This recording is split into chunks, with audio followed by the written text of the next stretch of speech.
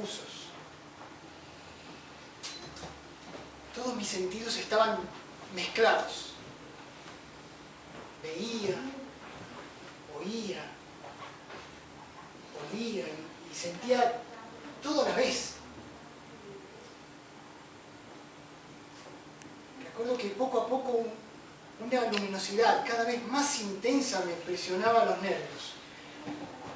No me quedó más remedio que cerrar los ojos. Y esa oscuridad me provocó una ansiedad terrible. Por suerte, apenas me di cuenta, la luz volvió, casi al mismo momento que abrí mis ojos. Bajé, sí, creo que bajé. Bajé torpemente. No sabía muy bien a dónde ir. El calor y la luz me agobiaban, así que busqué sombras. Hasta que llegué cerca del bosque de Inglewood. Y al lado de un arroyo me recosté. Me quedé ahí tumbado hasta que el hambre y la sed me despertaron. Instintivamente busqué unas bayas que estaban caídas debajo de los árboles y las comí. Y tomé agua del arroyo. No podía distinguir muy bien la función de cada uno de mis sentidos y los pensamientos también eran muy confusos. Así pasó el tiempo hasta que me volví a quedar dormido. Cuando me desperté todavía era de noche. Tenía mucho frío. Apenas si tenía ropa y me sentí tan indefenso, tan solo que solamente pude ponerme a llorar. En eso vi que una tenue luz se empezó a levantar en el horizonte y empezó a tomar una forma cada vez más circular. Iluminaba el camino y me ayudó a encontrar más vallas. Eso me provocaba mucho placer. Los días pasaron y mis pensamientos fueron un poco más claros. Empecé a entender para qué era cada uno de mis sentidos. Me provocó mucha alegría darme cuenta que esos pequeños animalillos alados que a veces perturbaban la luz que me iluminaba emitían un sonido muy agradable. Inclusive había algunos que eran más bonitos que otros. Los mirlos tenían un sonido mucho más agradable que lo de los gorriones.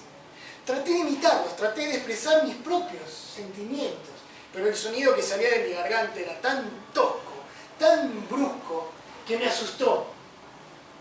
Nunca más traté de hacerlo de nuevo. Con los días mis pensamientos eran mucho más claros. Torbellinos de ideas, nuevas maneras de entender lo que me rodeaba. Podía distinguir claramente la hierba del piso. Inclusive podía ver los pequeños insectos que caminaban entre ellas. Y un día descubrí el fuego. Fue casualidad. Tal vez algunos vagabundos lo habían abandonado. ¡Ah! ¿Cómo podía ser que lo mismo que me provocaba tanto placer, me provocara esa sensación tan dolorosa? Me puse a estudiar y estaba hecho de madera. Así que fui a buscar más al bosque y traje y las puse arriba. Pero no todas se prendieron. Después entendí a tocarlas que era porque estaban húmedas. Pero al rato se secaron y servían para avivar más el fuego. Inclusive me di cuenta que a la noche el fuego no solo daba calor, sino que también daba luz. Lamentablemente fueron pasando los días y los alimentos empezaron a escasear. No tuve más remedio que salir a buscar otro lugar para subsistir. Lo que más lamentaba era tener que dejarlo el fuego, porque nunca había aprendido a hacer uno nuevo. 3 días estuve caminando, hasta que llegué a un campo abierto. La noche anterior había nevado. Y la sensación al pisar ese manto blanco y húmedo fue muy fea al sentir que me helaba los pies. Sin embargo, seguí caminando y fui a Campo Traviesa y encontré un pueblo. Estaba maravillado.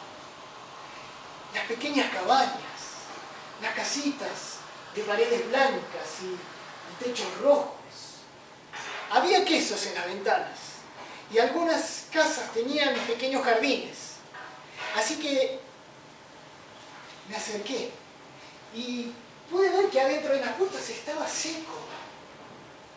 No pude con mi curiosidad y entré. Adentro había un niño. Llantos, una mujer que se desmayaba. Y apareció un hombre con palos. Me corrieron. No sabía qué hacer. Así que huí hasta que encontré un cobertizo y ahí adentro me metí. No quería que me vieran. Apenas si podía estar.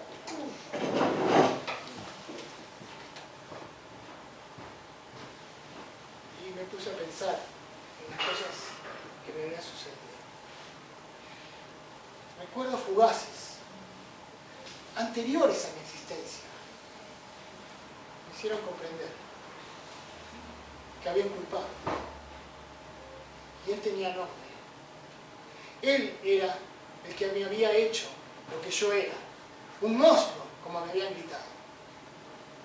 Él se llamaba Víctor Frankenstein.